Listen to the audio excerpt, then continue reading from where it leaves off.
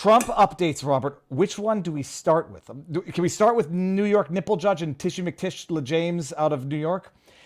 It's a freaking joke. So I put out a video today. Many people may not have yet seen it. Letitia James, or Tish as she calls herself, has been putting out, at least for the first 23 days of this trial, which is now on its 10th week, she was putting out daily 2-minute videos of hate, summarizing in the most egregious propagandized ways the evidence that was adduced in court during the day. I don't know how it's acceptable for an attorney general to be publicly commenting on an ongoing litigation that she's bringing against one of her own residents. She did it. I guess it got to be too much because now she's moved to weekly recaps. And her weekly recap of last week, there's been a finding of fraud. Everybody knows that already. New York nipple judge Engeron summarily found a finding of fraud on the Mar-a-Lago evaluation. And yet, only last week or the week before did the defense even get to put up its case. I don't know what, the defense is presenting its case after the judge already found fraud. They've Alex Jones him. Trump called up someone from the Deutsche Bank who basically said, as far as I understand, if I'm wrong, someone correct me. Yeah, sure, he gave us his estimates and his own observations. We do our own due diligence, and we, in theory, have what his estimates are. He gives us his evaluations. We assume it's half of what he says. We still would have given him the loan. At the beginning part of this trial, Letitia James was saying Trump defrauded the banks because they gave him preferential loan payments or preferential loan rates because of the lies. When Ivanka Trump came up, she said, no, they didn't give us preferential rates because of the lies. They gave us preferential rates because they were shopping for our business, and that's nothing less than what they confirmed this week. And now Letitia James says it doesn't even matter if the bank didn't, admits that they would never have charged more. It's still fraud somehow, somewhere. And it's an amazing evolution, but it's egregious. It's egregious, Robert. What can happen and what is going to happen? Because he's still going to get convicted by Engeron. Yeah, I mean, it just establishes about the court of public opinion and for his appeal how ludicrous this case is.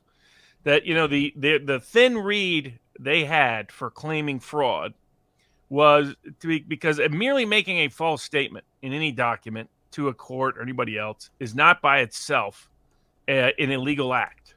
It is only an illegal act if it has a material impact and for fraud to be met. This is the materiality requirement of fraud in the civil or criminal context.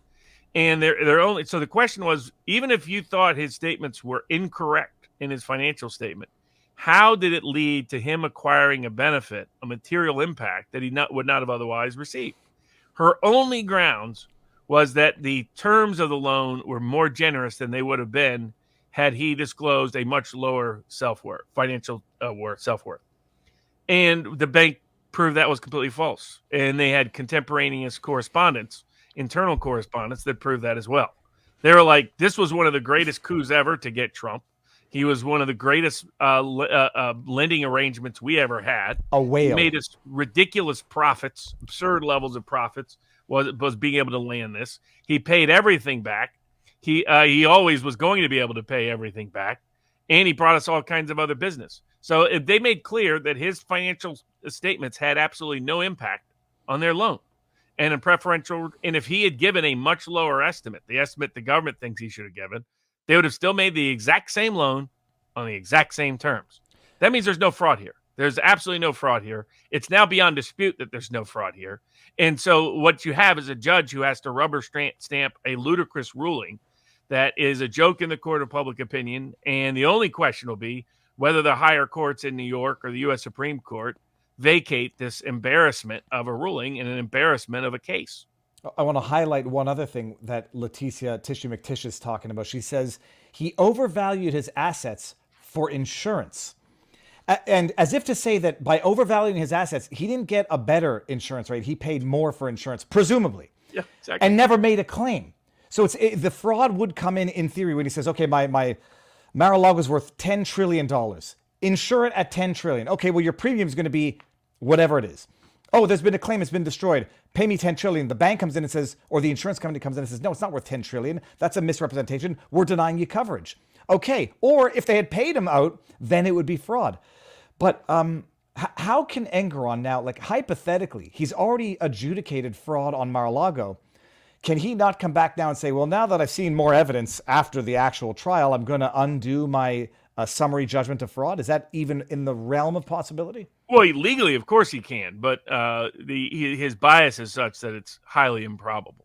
And what the evidence is proving is that their theory of the case is without merit. Mm-hmm. And the judge's basis to do anything to Trump is without merit. And it's purely political. And the New York Court of Appeals reinstated the gag order without meaningful explanation. Not without meaningful explanation, Robert. None. All that they said is, we reviewed it and we're reinstating it. Yeah, and the reason why they had no written opinion is because it would be a crock for them to even try to justify or rationalize it in a published form. So they're just hoping that no higher court steps in and sets them aside. But it shows their degree of bias and prejudice. That the New York court process is a complete joke. The D.C. court process is a complete joke. And what it's doing is undermining confidence in American courts for people globally. I mean, the Biden administration undermined confidence for investing in America due to its Russian sanctions and how broadly it applied those to people of any kind of Russian ancestry. That terrified anybody who is not a U.S. citizen. Hey, I better not have my money in the United States. I better not invest in the United States. They'll come and seize it, steal it anytime they want for any cause they seem fit to do. But now, the number one reason why the U.S. is one of the favorite places to invest around the world is its perceived legal impartiality. Mm-hmm. That unlike many court systems around the world, the U.S. court systems are perceived as rule of law governed courts that are pretty predictable as a business investor. Now they're looking like, well, they can do this to the president of the United States and one of their most successful real estate investors on completely frivolous grounds, then I'm an idiot to invest in the United States. I'm an idiot to keep my assets in the United States. And that is deeply dangerous to the long-term economic health of the country because these courts don't care. They're so used to misusing and abusing their power. And they're so accustomed to not being punished for it by higher courts that they're getting away with highway robbery. And that's what they're doing to Trump. And it's an embarrassment and it's a crash course in the corruption of the American judicial system writ large for the American people that many people are still finding shocking. Some of us that have been in the trenches have known this has been the case for a long time. It's just they usually limited it to outsiders and dissidents. They didn't usually do it to someone as popular, as prominent, as famous as the president of the United States. And so they've done frivolous, bogus, garbage cases before. But it's just not at this scale to this kind of person. And that's why it's becoming a crash course at just how bad our legal system has become. And, we're getting the same education out of the New York courts we're getting out of the D.C. courts. Robert, in Quebec, as far as I remember, and I'd have to double check, but rules of civil procedure require judges to motivate their decisions. Is there not a similar provision in New York law, or is this an interim decision so it doesn't need to be motivated? They should have published it, but who disciplines them? I mean, it's the constant problem, right? The only people who discipline the judiciary are other judges. There is a power of impeachment, but it's almost never exercised against institutional establishment political figures. It should be. Look at the Democrats. Democrats are using their Senate power to go after the Supreme Court justices they don't like, based solely on substantive rulings on policy, not based on anything against Biden personally, not based on perceived political misuse, based because they don't like their rulings on gun control and on abortion and on the power of the administrative state. They're personally weaponizing their Senate power to go after them. By contrast, Republicans are only doing it to go after their own. So as long as these judges know they won't face any consequence, they will continue to abuse their power. And that's what you're seeing. And the fact that they are so politically obtuse as to not realize that half of the country sees it for what it is just revealing as to the degree to which they're a disconnected, entrenched, let them eat cake, corrupt elite. Not just a corrupt elite, not just an incompetent elite, but like the people that regretted the passing of Henry Kissinger, most of them agree his moral compass was long broken, but agreed that his intellectual capacity was always present. And you could often rely upon that for practical solutions that didn't escalate unnecessarily into global conflict. These people, you can't. These people's moral compass is broken, and they never were intellectually capable to begin with. And now we're just seeing what partisan corruption does to such a intellectually incapable, morally broken court. Yeah, so now the gag order reinstated. That's the okay for Chutkin and the D.C. Court of Appeals. So eliminate that. It's got to go to the Supreme Court, I guess. And the trials, it's the biggest sham I've ever seen. So, okay. Yeah. What else and was that's there for Trump? compounded by their rulings this week by the D.C. Court of Appeals on civil immunity and the D.C. District Court on criminal immunity. Okay, so this is the one where Trump was arguing for presidential immunity because when he made certain statements about the 2020 election, he was doing it in his capacity as president. And I forget how the ruling went. We're at the Court of Appeal. They said no immunity, correct? Yes. It was they said if you did it in your campaign capacity, it's not your official capacity. And I think what I loved is they highlighted in the lawsuit, even when you filed the filing, you filed it in your personal capacity, not in your capacity as president. But to me, I'm saying, like, how could he have ever done it in his capacity as president? He was not president at the time he filed the suit, but he was president at the time he was making those statements. Well, the bigger problem I have is it directly contradicts their prior rulings.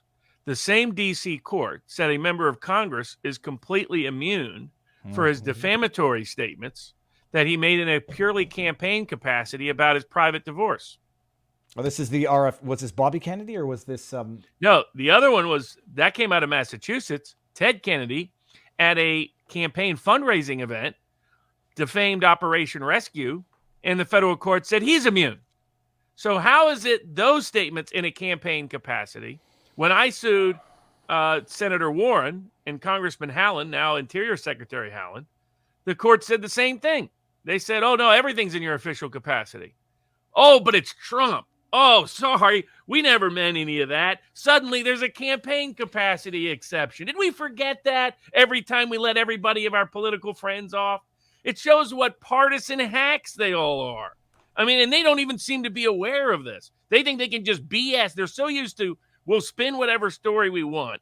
We'll ignore the evidence that contradicts us, ignore the precedents that contradict us, pretend the whole world will just accept our version of events as true because our courts are so used to this. Back in the old day, courts, and you still find it with Deemsters in foreign courts, they actually have to honestly recount both sides of the argument before they issue an opinion. So you read an old case from like the 1840s, you can't even figure out what the opinion is until the very end because they're recounting both sides. They should still be forced to do that. Because what it does is it prevents them from being so dishonest. Look, courts today are routinely dishonest. And the way they're dishonest is they set up the set of facts and procedural posture in a way that is not what, in fact, the arguments were. Because they want to make it seem obvious that their conclusion is the correct one. To do that, they have to be dishonest about the procedural posture, dishonest about the precedents, dishonest about the arguments actually substantively made to them. And so that's what happened here. It's like, how is it everybody else until Trump has immunity, whether it's campaigning or not, because it's all considered part of your duties, right? They said it was part of your constituent communication. In other words, if he was not running for office, may he have made the same statements while president? Yes. So that means immunity applies. The presidential immunity applies unless it's something you would never do as president, right? So that's why Bill Clinton wasn't immune from suit for something he did before he was president, which was sexually harass someone while governor of Arkansas. That was something that actually was not a presidential act because he wasn't even president when he did it. And it's much more clear that's not within his presidential capacity. These are public statements made while president. That is by definition presidential capacity. Well, and about an election that's going to determine the president. I mean, what kind of president wouldn't, even if it were hypothetical? Even if it was Pence's election, he would have been making, if it was anyone else's election, would he make the same statements? Yes. So the fact that it served a campaign purpose has never been an exclusion. They've explicitly said no, including this D.C. circuit. They reversed all that, threw all that precedent out because it's Trump. And they pretended, well, we're just following the law. No, they're not. They made this up. This is a doctrine they've explicitly rejected themselves before. So it's because they're anti-Trump.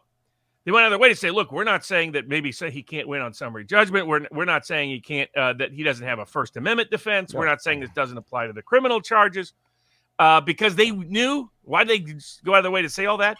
Because they know they're ruling something they've never ruled before and contradicts their precedent. They just don't want you to know that because they're dishonest. And so that's what we're seeing. We're seeing the constant evisceration of the rule of law as people see how judges' motivation in cases is almost always partisan. Very few judges actually decide on the law and the merits. They decide based on what they want to have happen. And then they rationalize it afterwards. And then they pretend to the world the law compelled their result. That's very rarely true, frankly. In case people don't remember offhand, 2 cases in the past history in which statements were made at a campaign rally were deemed to be immune. Deborah Haaland and Elizabeth Warren, it wasn't during an election, although they said we were speaking on a matter of policy so that it pertains to our official functions. They were the ones who defamed Nicholas Salmon. I still don't think they take... And all the Covington kids. All the Covington kids. All the Covington kids. And now one of the law firms defending those congressmen, most of the congressmen corrected and retracted after I said I was going to sue them all. Not Warren, not Haaland. But even Ilhan Omar deleted a tweet for the first time ever after I said I was going to sue. But they had some legal protection because the group arguing they have immunity for everything is a law firm by the name of Claire Locke.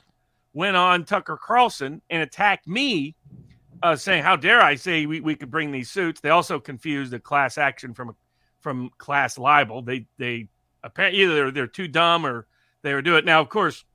They went on and hired Represented Dominion and cashing in on that cash cow of a case. And then and now Rumble hired him. So good luck to Rumble's suit. Maybe don't hire Dominion's law firm for your law firm if you want certain kinds of public. That's not a law firm I would trust or have faith in. Let's put it that way. Robert, they have their political bias. They claim full immunity for everybody. But then now, of course, suddenly there is not such immunity when it's politically convenient for. I don't disagree with the idea that campaign things are not immune. I disagree with their selectivity about applying it for Trump and not applying it to others. That's my problem with it.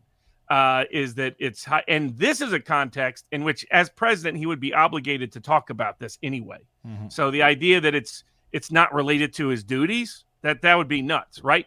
What the Covington kids did was not related to Elizabeth Warren's duties. There was no pending legislation concerning it, nor Congresswoman Haaland. So they shouldn't have been immune. But it shows just the selective bias and partisan prejudice in the court system for how they implement and enforce the law. And everybody's just getting a crash course on it. That most people who believe our judges were these beacons of independence and integrity are discovering they're just partisan politicians under robes like everybody else. Now, the decision had never gone to the Supreme Court, correct, on whether what's exempt from immunity and what's included in it? Correct. Okay. I took them up, but the Supreme Court didn't take it. Oh, by the way, it's still up, Robert. Not to not to bring back bad memories. Omaha elder and Vietnam veteran, both, factually incorrect. I think he was found to be a stolen valor. Nathan Phillips endured hateful taunts with dignity and strength, then urged us all to do better. Oh, Lordy. Okay. Still there. Because it was her most popular tweet. She doesn't want to, get rid of that social media credit. And by the way, she was doing it to elevate her potential presidential campaign. I was going to call her a bad name, but I won't. Do we have anything more on Trump? The last thing is he is also 2 things. So he brought motions to dismiss on immunity grounds to criminal defense prosecution, First Amendment, other grounds. Of course, the district court judge denied his motion to dismiss because there's no way she's going to be honest or honorable and grant him. Also, so she has no immunity even for criminal charges for things you did while president of the United States, which was an issue the D.C. Court of Appeals reserved and explicitly said they weren't ruling on yet. Now the D.C. Court of Appeals and the Supreme Court will, those are issues they can take up on interlocutory appeal because of the consequence of the decision. And the Supreme Court, between the New York gag order, between the D.C. gag order, between the D.C. civil immunity ruling, and now these criminal immunity rulings, is going to have multiple opportunities to step in and try to preserve the integrity of the judiciary, because that's really what's on trial here. Will they keep the American confidence in the independence of the judiciary, in the integrity of the judiciary? Because the judiciary is failing that test writ large in ways the whole country is witnessing and coming to believe. Ask the FBI how that worked. The FBI went from having a 75 to 80% approval amongst conservative Republicans to now being in the low 20s. And that happened in a very brief time period. And what happens when you lose your public approval? You get people calling for you to not exist as an agency anymore. You can lose your power overnight. What happens when it starts impacting jury verdicts? That's when they'll really start paying attention. When jurors come in and say, I'm not going to trust anything an FBI agent says, doesn't matter. Rather than deferring to them like they usually do, distrust them like they should. Make them prove otherwise with independent evidence other than their own testimony. So are the judges willing to destroy their own credibility in the credibility of the American judiciary and the credibility of the judicial system? I mean, that's what Tucker Carlson said this week. He said, I decided I would be supporting Trump the moment they raided Mar-a-Lago. He goes, if we let them get away with that, we don't have a country anymore. We don't have a republic anymore. It's over. It's done. We're in a new stage, new era. We're in a post-Constitution America. And then, all bets are off. And so it'll be up to the Supreme Court of the United States, quite clearly, to preserve the Constitution. D.C. Court of Appeals won't do it. New York courts won't do it. D.C. District Court won't do it. The Georgia court will be given opportunity to do something. He brought a First Amendment challenge before that court as well in the Georgia charges. That Georgia prosecutor now suddenly wants to rush the case and have it during the election. That's how nuts she is. We'll see if that judge, a judge appointed by Governor Kemp. So he's been unreliable so far. Another one of these establishment useless Republicans in the bench. People wondered why I was so critical about the Federalist Society and who they would tend to promote as judges. Now you're getting to witness it in live time. And because many of them are presiding in one way, shape, or form on various Trump cases and failing. And the Georgia judge so far is failing his duties to affirm constitutional integrity and the independence of the judiciary against this partisan, politicized attack in violation of the Constitution. So we'll see.